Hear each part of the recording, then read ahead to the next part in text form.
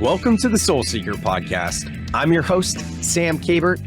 I started this pod back in 2019 when I was taking my first steps on the path of remembering. And at the time, the tagline for the show was a journey of self-discovery. A year later, it became a journey of remembering. Yet, what I know now is back then, I was still seeking. And what I've come to know now is that it's the journey of seeking that brings us the silent, slow stillness of acceptance. And therein lies our own innate wisdom. It's my mission now to eradicate the glorification of hustle culture, as it was my drive in entrepreneurship that led to a greater whole, and that's because I was outsourcing my sovereignty rather than looking within. So let this be your invitation to take a deep breath in and remember that at any time we can shift our thoughts and our feelings to create the outer world in which we wish to live. Soul Seekers, it's time to grow. Let's go. What is up, and welcome back to another episode of the Soul Seeker podcast. I am your host, as always, Sam Gilbert, and I am pumped up to speak with you guys today with my good friend, David Gilbert. David just wrote his first book on his own. I think he's co-authored some books in the past, or at least one. And this one is called The Alchemical Journey, The Ultimate Quest for Inner Good.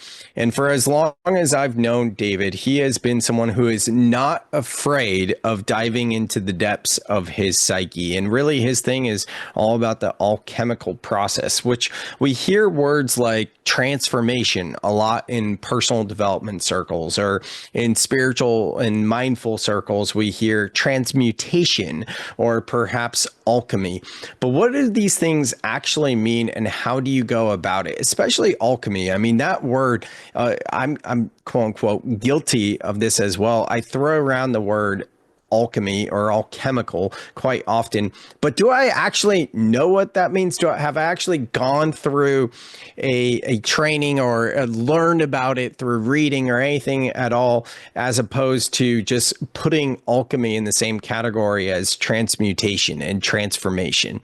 So that is why I am so excited about this episode and sharing with you guys David's journey of going deep on alchemy, what alchemy means, and the alchemical process. And of course, talking just a little, this isn't an ad for his book, but I mean, you know, he is a homie and it is a great book as well. So I'm more than happy to share resources and creative endeavors and products and different things like that I am passionate about, that have made a big impact in my life. I think that's the most important thing to me. It kind of goes back to, I remember as a kid being a basketball fan. I was a fan of the Warriors, the Golden State Warriors, before Steph Curry. This is the 90s, the mid 90s, when they would win like 15 games a year in an 82 game season. So they're pretty much the laughing stock. That's neither here nor there. Point is, that was also around the time of Michael Jordan and the Chicago Bulls and their dynasty. I remember my mom saying something. I was a young kid at this point. I was like 10 years old or younger. And she was like, you know, Michael Jordan doing commercials for gum makes sense because he's known for the gum. Like, that makes sense. But then sometimes you see like these celebrities or athletes or whoever do like commercials or sponsorships with, like, say, McDonald's. You know, like, is Michael Jordan actually eating that crap? You know, and I think that really stuck with me, you know, as I continue to grow the podcast and look for things that I believe in. I'm always going to offer to you guys things that have made a big impact in my life. So with that said, I hope you enjoyed this episode with David Gilbert, where we're going deep on the alchemical process. We're talking about shadow work. We're talking about limiting beliefs, the unconscious mind, how to transmute that, the alchemical process, right? And one of the ways he and I both love is breath work. So you're going to hear all about that. I hope you guys enjoy this episode with my dude, David Gilbert. Awesome. Here we are for the Soul Seeker podcast with my homie, David Gilbert, and we're going to be talking about the alchemical journey, the process of alchemy. So I'm so stoked for that. But before we do, As always, I think I need to slow down. I don't know about you, David, or those of you listening, but I can hear it in my voice. There's like this speed right now. So, what helps with that? Three simple breaths. So, David, for you, for me, we'll close down our eyes. And for all of you listening, just be mindful. Obviously, don't close your eyes if you're not in a situation that's safe to do so, but you can always breathe with us. So, for us and anyone listening that can close your eyes, I invite you to close down, shifting from the chaotic and busy outer world, feeling your feet on the floor, and through the nose, a big inhale all the way up, sipping in a bit more air at top, side out. Another slow and nourishing big inhale as you let the belly expand and bring that breath all the way up, sipping in a bit more air at top and sighing it out. One last one, expansive inhale all the way up. Sipping in a bit more air at top.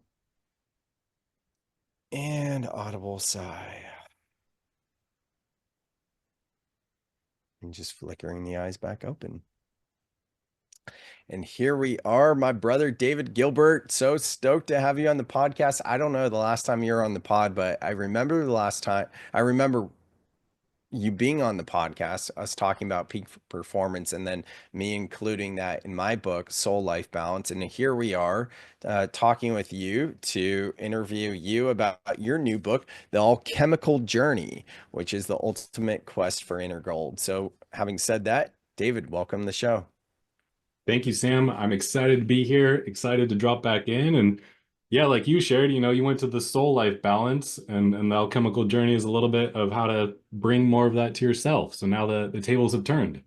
Yeah, totally. I love it. And for anyone listening that may not be familiar kind of like with your story, what you're all about, all that type of stuff, could you just give us a brief little overview of what you are extremely passionate about these days?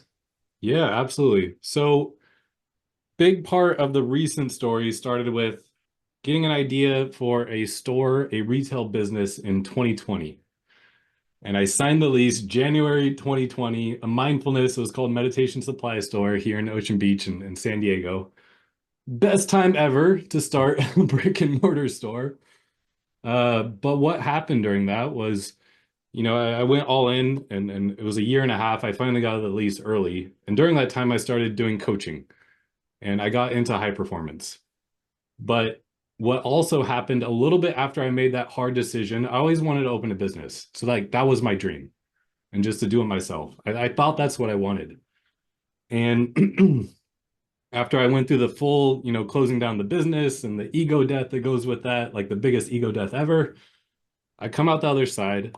I buy this book called The Idiot's Guide to Alchemy. Hmm. I start reading it, and it talks about the three phases of alchemy. And the first phase is represented by a black dragon.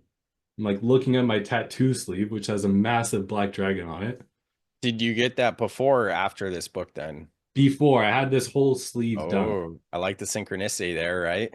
Yeah. Yeah, it doesn't stop there. Yeah, Uh, obviously. so the second phase is like the whitening phase when you of alchemy, when you get in touch with your highest essence. And that's represented by white rose. So for the watchers, you can see there's a white rose here, and underneath my arm is like it's because I got my pilot's license as a kid, or not as a kid, in my 20s. And then the red phase is represented by red rose. And there's red roses on the top of my tattoo. So I'm reading this book, have one of the trippiest moments of my life. Like, oh crap, oh beep, my whole tattoo sleeve like depicts perfectly the three phases of alchemy. Hmm. So that's when it was just like, going for what I thought I wanted, coming through the other side, like losing it all in what I thought, mentally and like who I was, and then realizing like it led me to my deeper purpose or goal to use the alchemy metaphor of like alchemy is my dharma, is what I'm here to do. Mm, I love that. And it's just such a beautiful representation of your intuition, just kind of guiding you with those different things that those components of your sleeve. So that was that really when you got so into like alchemy specifically then with that book? Yeah, yeah, that's where it started. And then Okay. once I realized that, like, there's part of my tattoo where it's always been this Dia de los Muertos girl, and her hand was just kind of, because we took a picture of a lady at the tattoo shop to like fill this in, and her hand Mm. is just kind of like touching her hair randomly, but there was always this space. I don't know how well you could see on the camera. And then I realized, like, oh, that's where the Philosopher's Stone goes. Okay. So I got that done, and that for me was like, okay, that's when I knew, like, let's jump into alchemy and explore this subject more. Okay, so for those of us listening that haven't done like the specific deep dive of alchemy, you mentioned the Philosopher's Stone, which makes me think of like Harry Potter. I Yeah. don't know why. And then you mentioned the Black Dragon phase, the whitening, and the white rose. You said whitening, Yeah. but also white rose, and then the red phase with the red rose. Can you just give us a little bit more details around this process? Yeah, absolutely. So even, like where it starts with the black phase. Um, and like there's the three words of Negrito, Albedo, and I don't pronounce Latin correctly, but and Rubetto, Albedo and Rubetto. So the black phase, and I can go a little bit more into my own story of I originally got this tattoo. It was going to be the Saint Michael killing the demon underneath. Okay. Because in my early 20s, like when I went through my own dark night of the soul, like I felt like I had a monster in my head. Like it would just come in and like say crazy things and like steal my presents. And I even named it Freddy Cougar.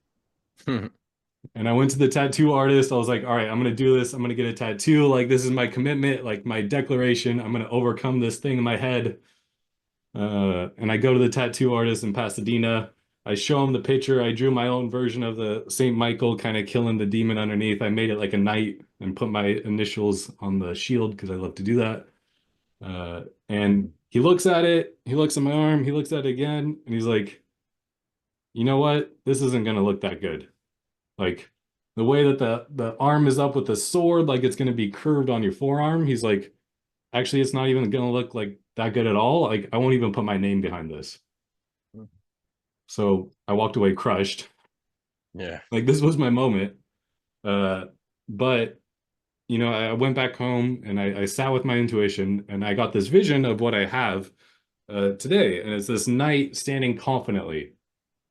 And behind it is this dragon that's 10 to 100 times bigger than himself. So what I've realized, this is the black phase of alchemy, is when you're getting in touch with the unconscious parts. And this could be the unconscious force in nature, which like the black dragon symbolizes, right? And it can also be our unconscious patterns. So like we think if you have negative thoughts, like if you fight negative thoughts, you can try to defeat it. But we know what happens when you fight things, like they fight back, so they get stronger. So the first phase of alchemy, the black phase, is like bringing those unconscious parts up to the surface of your conscious awareness. Mhm. Amazing. So everything you learned in the book, it wasn't the dummy's guide, it was the idiot's guide to alchemy. Was that it? Yeah, Yeah, yeah, yeah. Basically, it speaks about the black phase, which is getting in touch with the unconscious mind and just everything we're not aware of, that 95%. And what you and I both know from NLP, having gone through NLP together, processing 2 million bits of data in any given second and only having conscious awareness of 126 in yep, any given second, which is mind blowing. So the first phase, shadow work, really. I mean, this is all yep, shadow work, deeper exactly. layers, but getting into the unconscious mind. So next is the whitening phase. Talk with us about that a little bit. Yeah, so this is like enlightenment. This is Mm, when you get in touch with your highest essence of who you are. So is like getting in touch with your potential. And okay. from there, it leads into the red phase, which is now bringing like it we there's the philosopher's stone or the philosopher's child. So it's the marriage, it's the sacred union. And if we're using personal transformation, then the inner king and queen. Okay. which is just a symbol for inner masculine and feminine, right? So you kind of burn away the dross, like that's kind of getting through the unconscious patterns. You bring it to your conscious awareness. You get in touch with your highest essence or potential, uh, and then from there, you're bringing it together. So it's like the unification of spirit and matter, or the sacred union of the masculine and feminine, and then that gives birth to the philosopher's child or the philosopher's stone, which we do see in Harry Potter, and we see underneath like so many big Sorcerer Stone. movies. Sorcerer's Yeah. Stone. Yeah, Yeah. it just came to me. Yeah.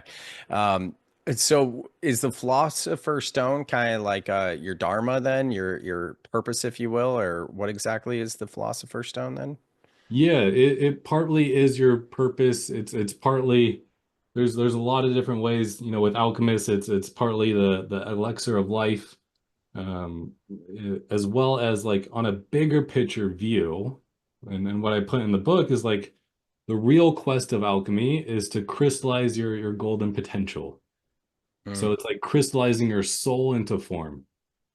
So you go through all the phases of alchemy and you are the most authentic version of yourself. If we're all just a light or the spark of the creator of the source of life itself, it's like turning that into a crystal. got it. Got it. Do you follow Bashar at all? A little bit. Yeah, Daryl Anka, he's the human form. For those of you that aren't into this type of stuff or aren't aware, Bashar is the uh, entity or group of entities that he channels. And I was just listening to Bashar today, and I love Bashar. I go on and off with listening to some of his stuff. And one of the things he talks about is like follow your highest excitement. You familiar with that? Yeah. And Yeah. it basically calls it like the formula. And the idea is I like to interpret it and explain it is like in any given moment, we have a choice, right? We can do this, we can do that, whatever it is. But as long as we are acting on our passion and following our highest excitement, that's it. That's the formula. We always want to go like deeper and be like, but this, but that, blah, blah, blah. And what's coming up to for me, at least when you're talking about like the alchemical process, the elixir, and getting to the stage like that, that's when you're acting on your passion in a sense, right? Yeah, absolutely. Like, just starting with my story, like my passion was to open a business because I thought I was called to be like a big business owner. Hmm. And then it's like if you've read the book The Alchemist, like you don't know where these little omens, which is following the passion, are going to take you. So if you can just trust that, you'll end up in some place that's so far away. Like I didn't know anything about alchemy. I didn't think my life would be about alchemy. Yeah. Like I just thought it was a crazy dudes turning lead into gold and like, some type of magic or something. So it really is like following that joy. Like another way to say is following your heart. Like, where Hmm. is your heart leading you? And it's going to take you to some unexpected places. And then it's going to take you, if you're committed to growth and like your evolution, it's going to take you into the unknown. And that's going to be scary. Like, we've both been there. Yeah, yeah, absolutely, bro. Yeah, and I want to go deeper on the book writing process. It's a beautiful book, hardcover, and you are a graphic designer, an artist by trade, so there's amazing art in it as well. And just get into some of that. But before we do, I know high performance, peak performance, all of that is a big part of your life, as it is with mine. One of the things that I've been working with recently is this little energy shot. It's called Magic Mind. Have you heard of Magic Mind before? No. Yeah, Um, dude, it's amazing. You would love it. It's a nootropic. So basically, Magic Mind, it can help to reduce stress, enhance focus. It's got mushroom nootropics and adaptogens, all these different things, and it helps with cognition and energy. And I've been taking Magic Mind for probably about 2 weeks now, every single day. And just more and more, I feel like I'm just firing on all cylinders. And I know a lot of us want to get off of coffee. So they are a sponsor of the podcast. This is the last spot with them, and I'm just so grateful for taking Magic Mind.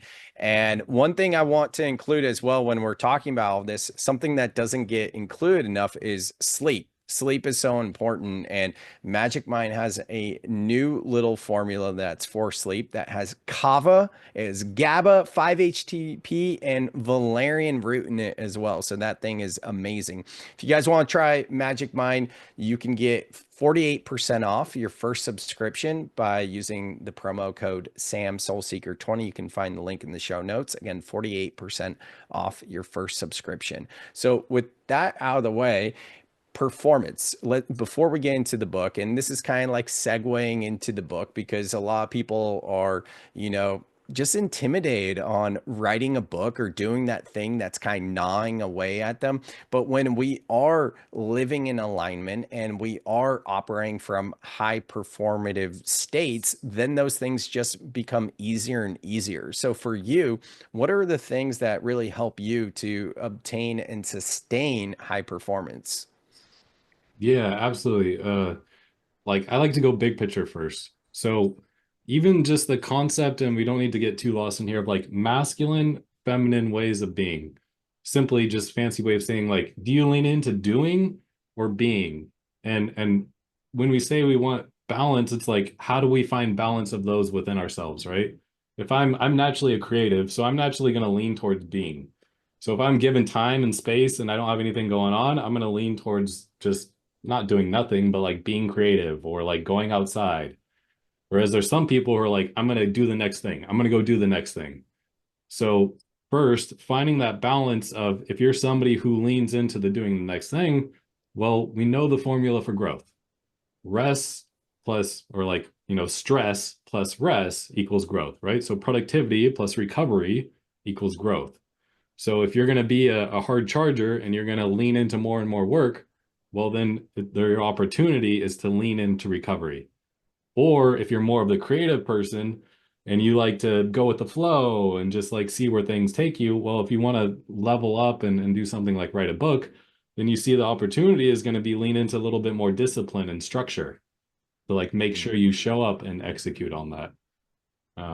But then so much too is like for me, what's come up more recently is just learning that these little habits and skills you develop, like they're gonna stack over time. And you might go through a couple years, this has been me, like you feel like you're getting nowhere. Or maybe like you're writing emails, you're like, okay, this is easy after a year. And then when you're ready to make that leap, like you might feel like you're getting nowhere for years, but then like in my case, like, 3, 4 years later, like sit down to write a book. And because it's something I lived for years, it was able to come through really easy because I built that foundation over time.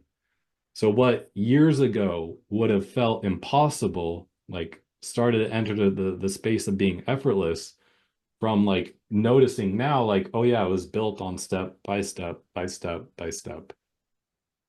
Yeah, that's such a beautiful way to put it. And I love that you're talking about like the archetypal energies of feminine, masculine, yin yang or yang.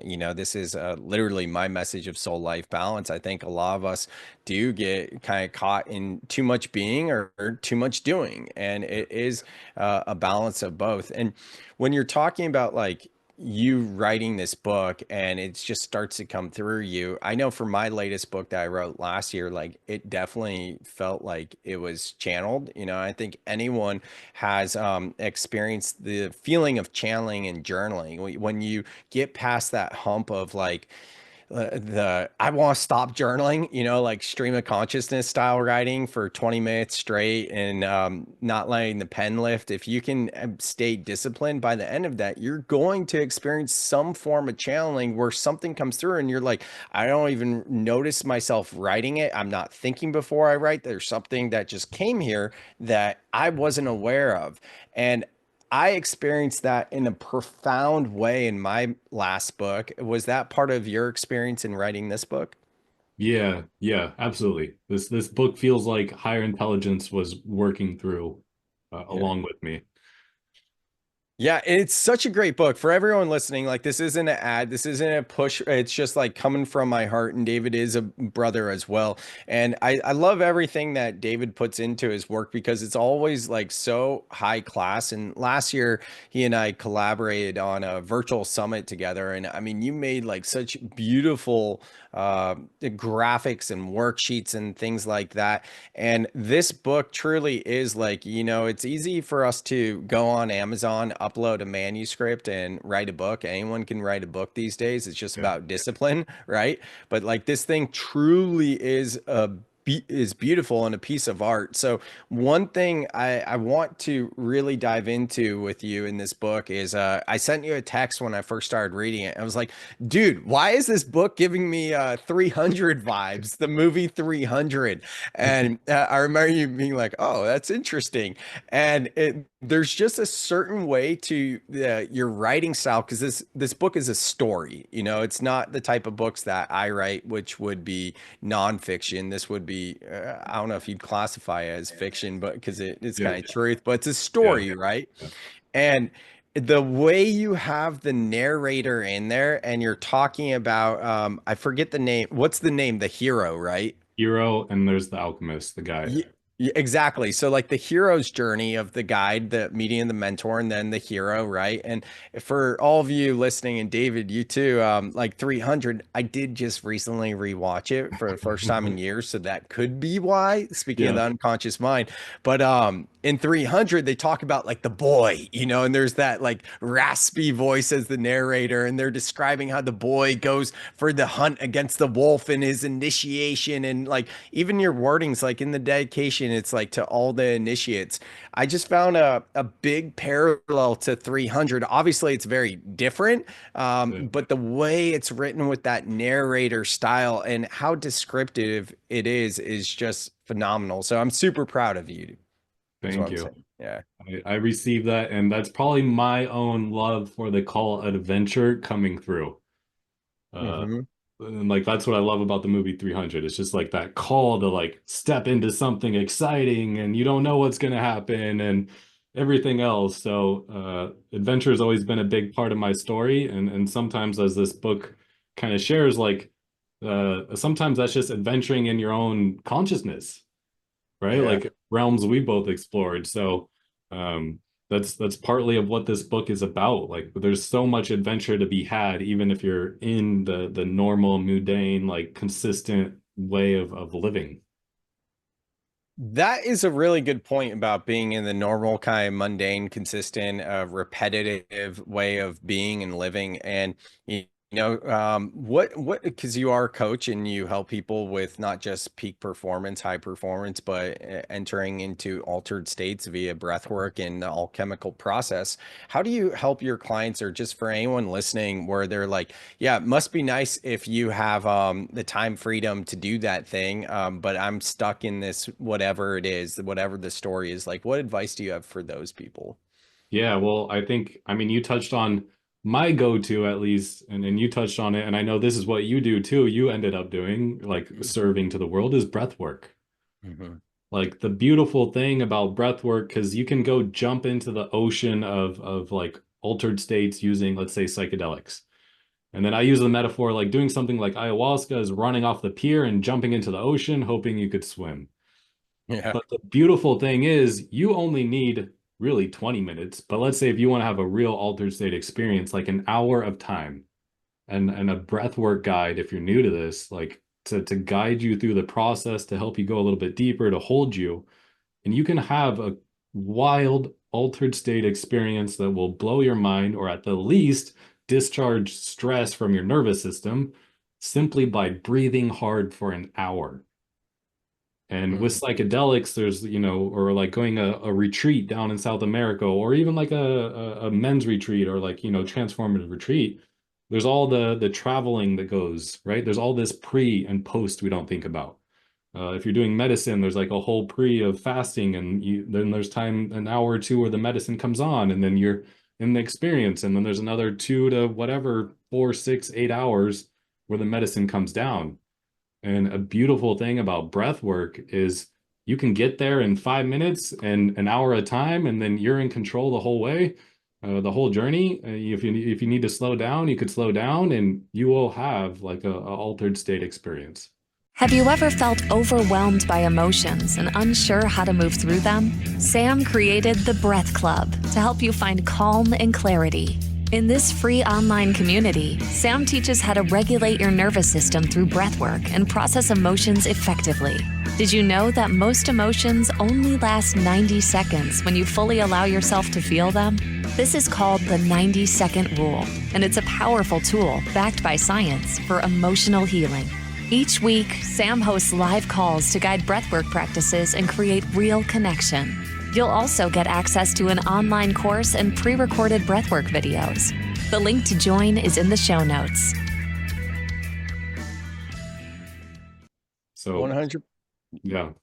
Yeah, I couldn't agree more. And I just got done leading my weekly breath club call, and we have a growing community. Right before that, I had a call with a friend where we've known each other, been working together in the same industry and my previous industry for over 10 years, maybe 15 years. And we catch up every now and then. And I was like, dude, you should check out the breath club call. It's right after this. So he joined.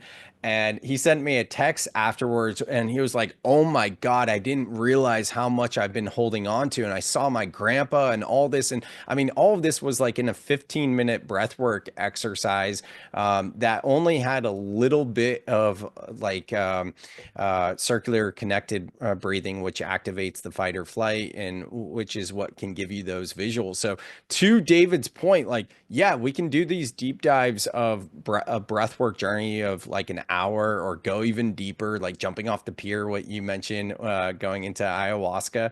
But really, sometimes it's just the small stuff to get started. So that's beautiful. I appreciate you bringing that in. Do you have like a daily breathwork practice or routine that you do? That's where my creative side comes out. I don't commit to daily. I have a daily practice of getting in alignment with my energy. Breath work, Mm, anything I'll do like 30 breaths to kind of clear, but that's not like uh the go-to every single day. I love that. Could you share, if you're open to it, what your alignment routine is? Yeah, absolutely. So this is a fun meditation. I sit down here in my office, and I like to visualize a cord dropping down to the center of Earth, like my grounding cord, a cord dropping up, connecting with my higher self, and then creating a bubble around myself, and then like using, I don't know if it's Reiki or what you consider it, like a cleansing that. And then I just sit in the energy of who I want to become, or who Mm, I'm committed to being. And then sometimes that's just sitting in like joy or love and like possibility. So I just yeah. spend 5 minutes there, and then from that space, going through NLP, sometimes I'll do a trigger of like how I want to show up, or the vision I'm committed to creating. And then I use that as fuel to how I want to plan my day and go through my day.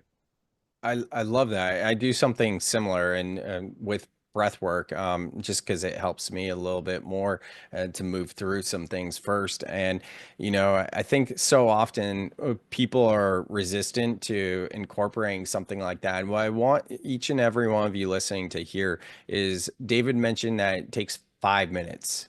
Yeah. That's it, right? Mine usually is about 5, maybe 10, maybe a little bit longer if I want to go a little bit deeper. But start with 2 minutes if you don't have five. And there's an old saying: if you don't have time to sit in meditation for 20 minutes, you sit for meditation for an hour, or Yeah. something along those Yeah. lines, right? And the point is to make the time. We all think that we don't have the time, but David is an entrepreneur. You have two little girls and your wife, and all of that. I've stayed with you. You're gracious enough to let me stay with you for several nights in a row. And I mean, I'm a single guy, right? I don't have any excuses. I got all the time in the world. And point being, like, we all can access these limitations. We put these limitations on ourselves. We come up with these excuses because we're afraid to go to that unfamiliar state. So if you can just start small, with 2 minutes, 5 minutes, whatever it is, but you also don't need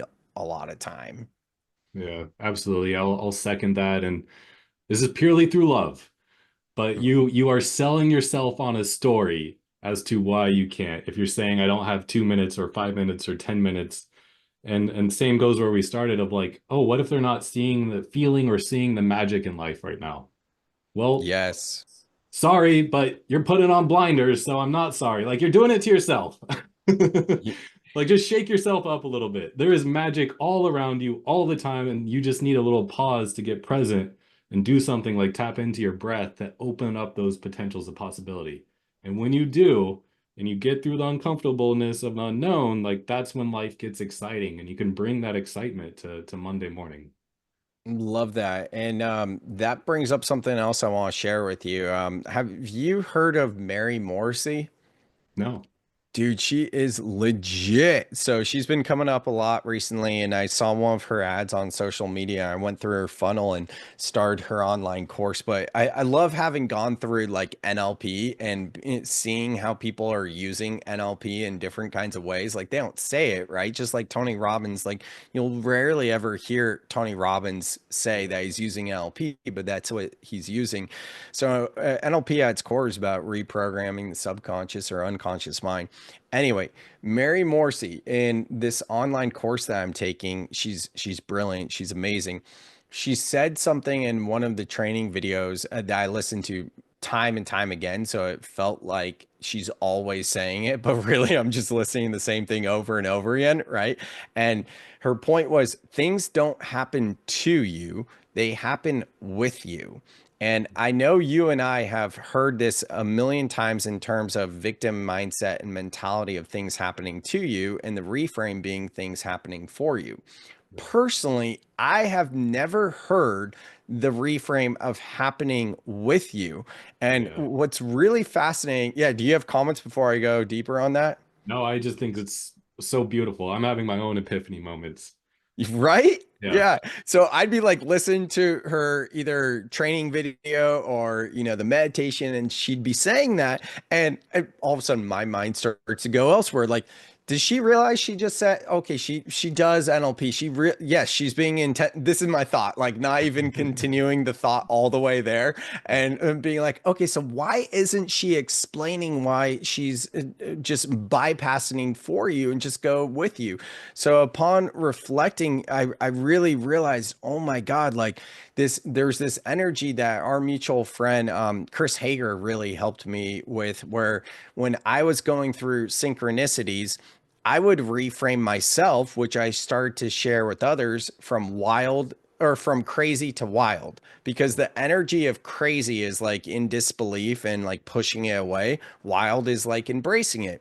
I remember talking with Chris a year or two ago, and he's like, yeah. But go to the next level of from wild to of course, where of course is like, this is just your natural reality and this is what you expect now. And that's been a game changer for me. And I relate that to the evolution, the alchemical process of going from happening to me to for me to with me. Because when it's with you, you all of a sudden take the reins back and understand that yes, you are a co-creator of your life, and there's not this outside force that's doing something to you. There's not this outside force that's doing something for you. No, it's with you. And I know you are so much about being a co-creator of your life, so I'd love to hear your thoughts. Yeah, you just described the alchemical journey. That's the path in its essence right there.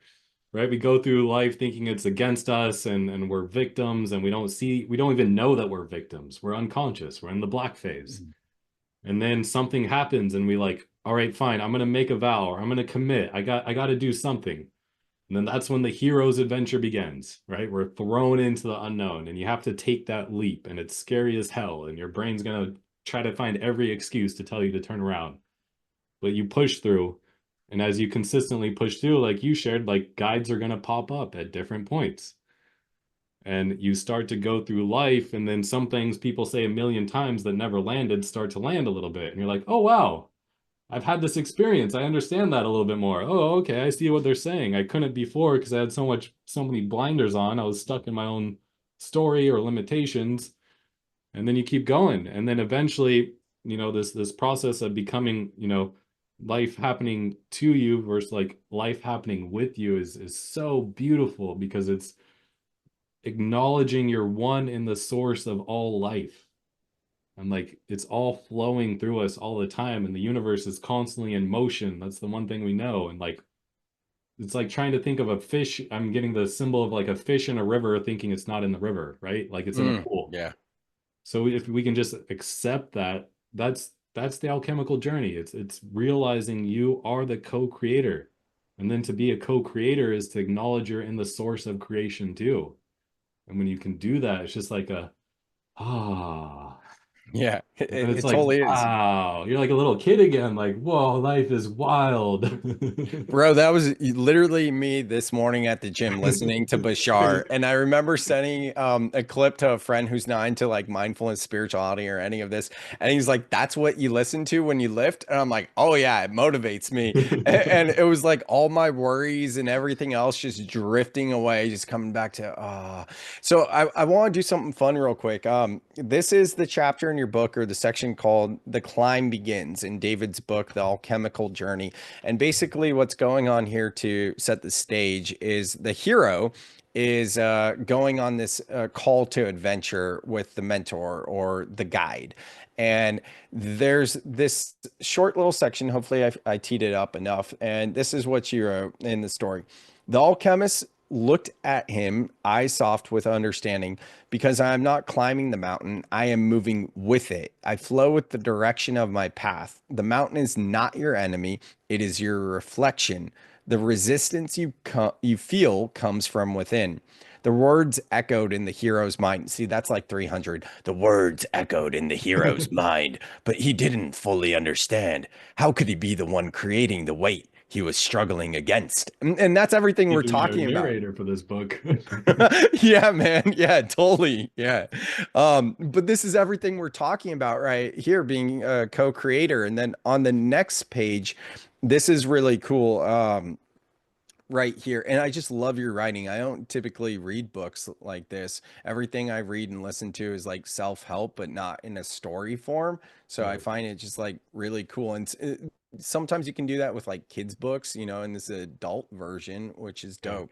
Yep. So right here, this is the hero looking into a pond. This is pretty cool. So the hero followed his gaze and saw a small pool of water, shimmering like liquid silver. It was still, reflecting the sky perfectly, except for one thing. The hero's reflection wasn't there. Confused, he approached it, peering into the water's surface. What is this? He asked. A mirror, the alchemist replied, but not of your body, of your beliefs. Every time you look into this pool, you'll see the beliefs you've carried with you, the ones that hold you back from becoming who you are meant to be. Talk to us about that. I love that right there. Yeah, absolutely. I mean, this is the first phase of alchemy, right? Starting to realize you go through life unconscious in your unconscious patterns. It's just part of being human, right? We gather them from our parents, we gather them from our environment, our society, and we just take on culture's beliefs. And it's really this process of awakening. And then you realize at some point you start the personal development journey. You're like, oh wow, I have these beliefs. And if we're a being of beliefs and our beliefs determine our behaviors, well, then your behaviors, your beliefs determine your life.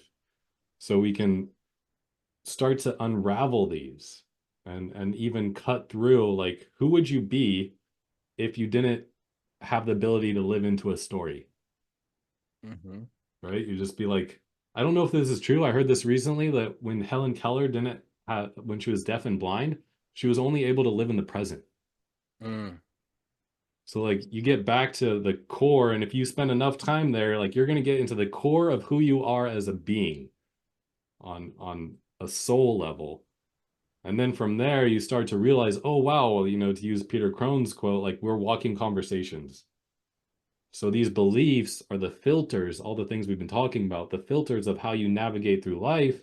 And then this is going to cause you to give into limitation or act in certain ways or believe you can't do things because you've been holding these limiting beliefs. So once you bring that to the surface, this is actually the phase where I reflect back people's beliefs, but the water is a metaphor for the breathwork journey, because this is the Mm. experience I do with people one-to-one.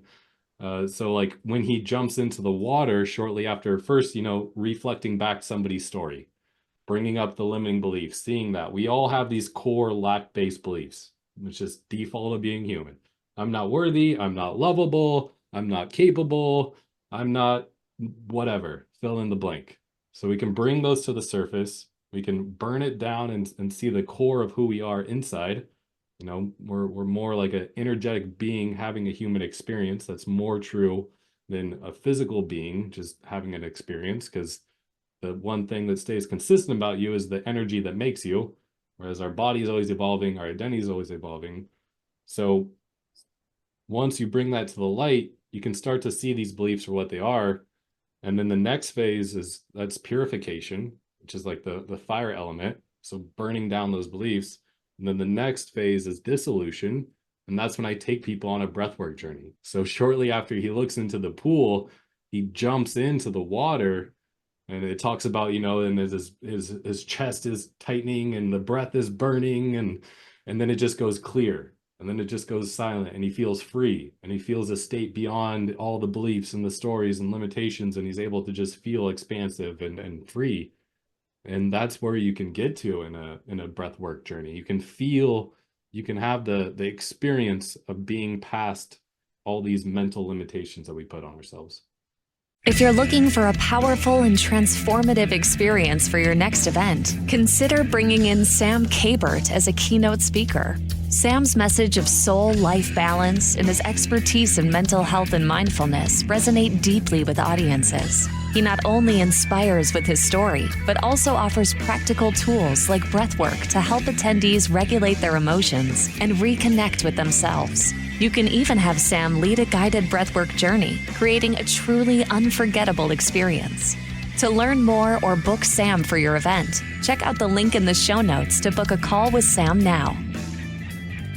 So when people that you work with are having a breathwork journey, or just in general, you know, I find this to be the case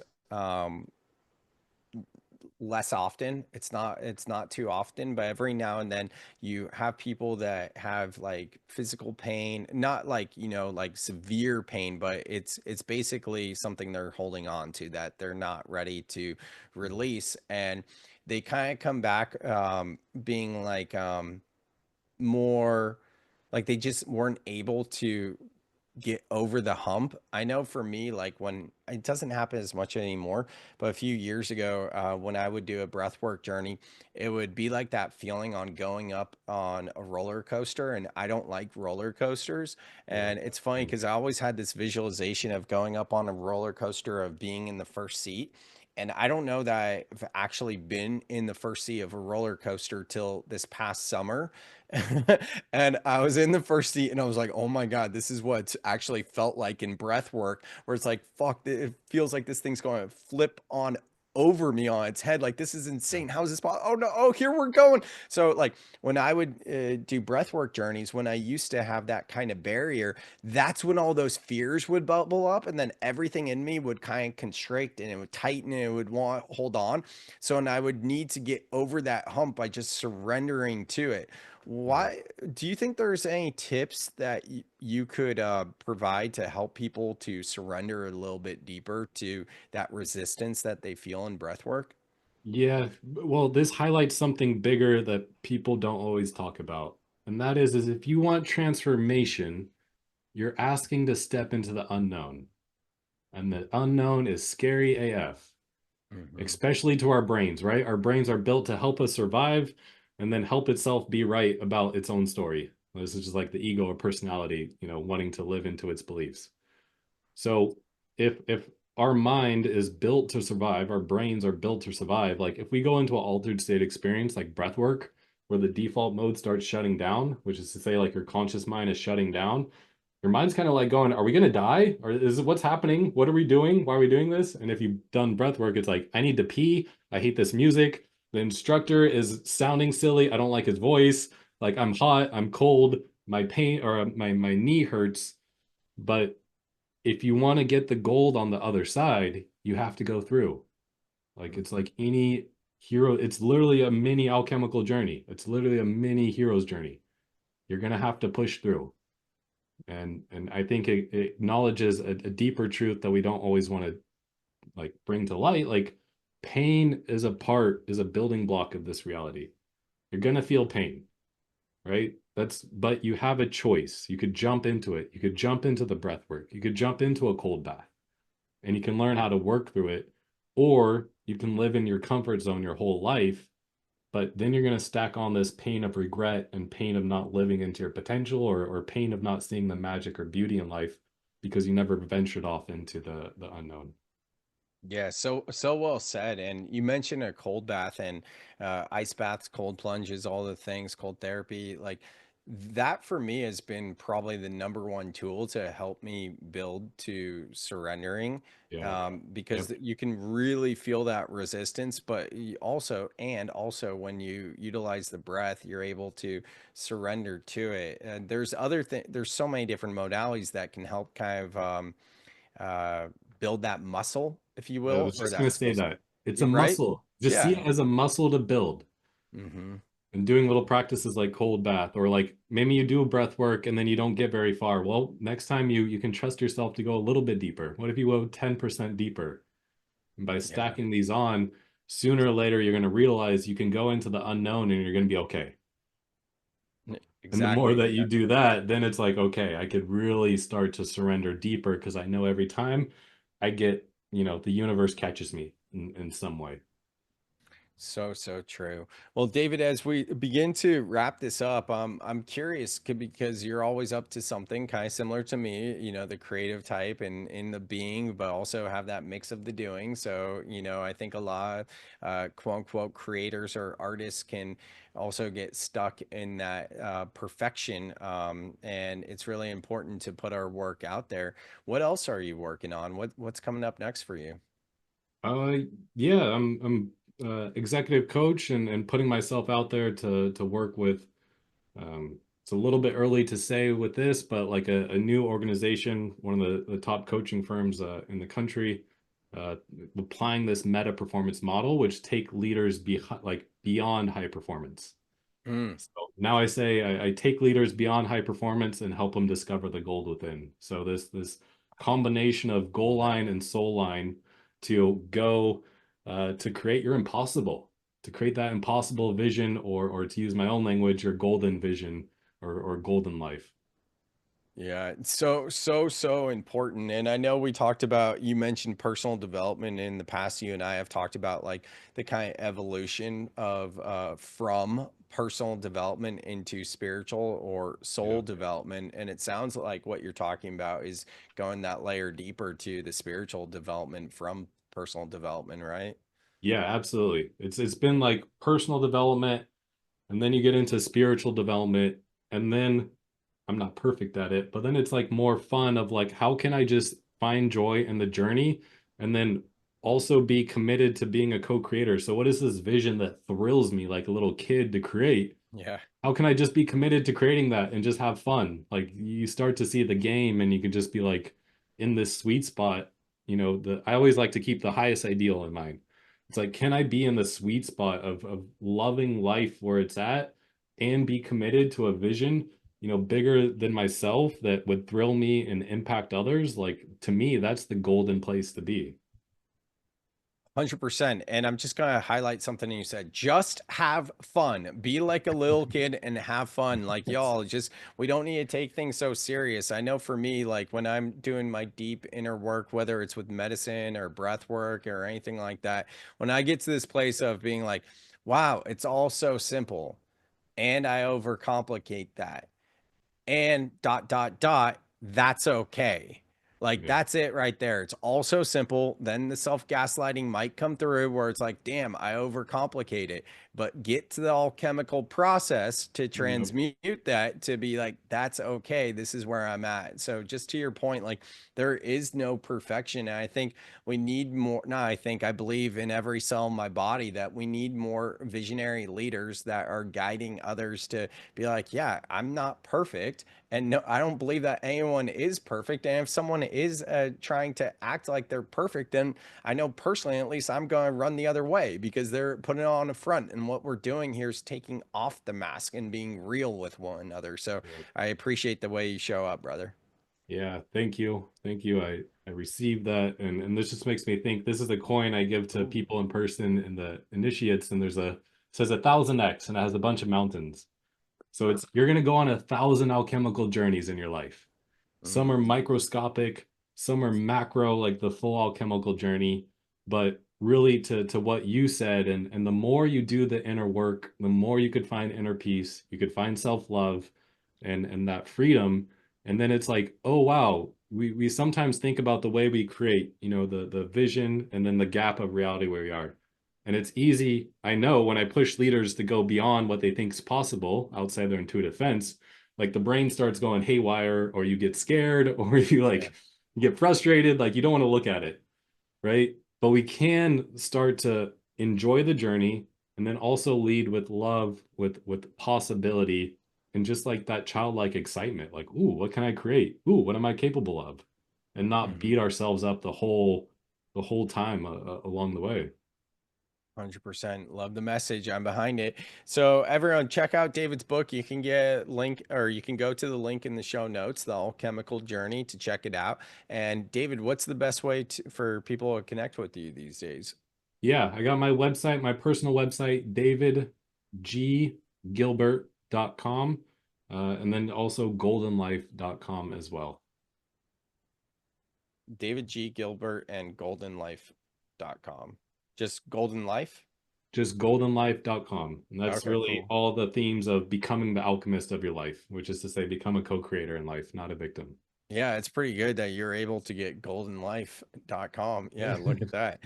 Well, those links will be in the show notes. David, thank you again for coming on the pod, how you show up in the world, and congratulations on the new book. It's fantastic. Thank you. Just following your lead. And it's always a great time to share space with you, brother. And I appreciate how you show up as well. Same here. Hell yeah. Thank you so much for listening to the very end. I hope you dug this podcast just as much as I enjoyed it. If you got anything at all, please, if you could just do me a favor and leave a 5-star review wherever you listen to this podcast, it helps the show grow. So thank you for considering to leave a review. If you want to go deeper with Soltara or Elan, you can find the links to connect with them in the show notes. And if you want to work with me, the best way to work with me, the easiest way to work with me is the free way, and that's by joining the Breath Club. The link to the Breath Club is in the show notes. And also know that I'm available for one-on-one support, that is coaching and guidance, as well as keynotes and breathwork journeys for conferences and events. Thank you so much, and I will see you on the next episode of the Soul Seeker.